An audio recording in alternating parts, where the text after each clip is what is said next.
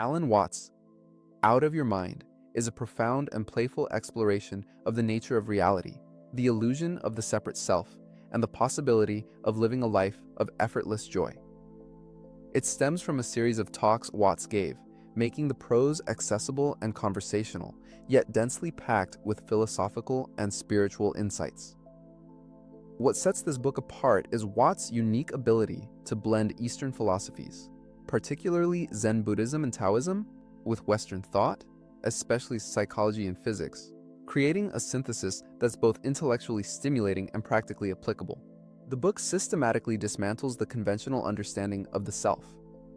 Watts argues that the feeling of being a separate, isolated ego is a fabrication of the mind, a social construct reinforced by language and culture. We mistakenly identify with our thoughts and feelings, rather than recognizing them as transient events arising within the larger field of consciousness. He uses the analogy of a wave on the ocean. The wave thinks it is a separate, distinct entity with its own beginning and end, but it's ultimately inseparable from the ocean itself. Similarly, we are inseparable from the universe. Our individual consciousness is merely a localized expression of a universal consciousness. Watts challenges the very idea of the individual as a bounded, independent agent. He probes into concepts such as our ego being merely a concept that is culturally installed in people, arguing that it is no more real than lines of longitude. A key concept in Out of Your Mind is the idea of no self, anatta in Buddhism. Watts doesn't present this as a depressing nihilistic view, but rather as a liberating realization. By understanding that the ego is an illusion, we can release ourselves from its grip, freeing ourselves from the anxieties, fears, and desires that plague our lives. This doesn't mean we become mindless automatons, but rather that we become more open, spontaneous, and responsive to the present moment. This relates to daily life by illustrating how anxieties can arise from fear and worry. The book states, "To have faith is to trust yourself to the water. When you swim, you don't grab hold of the water, because if you do, you will sink and drown. Instead, you relax and float." By letting go and realizing there is little to worry about, our mental burdens dissipate. Watts delves into the nature of reality itself, questioning our assumptions about time, space, and causality.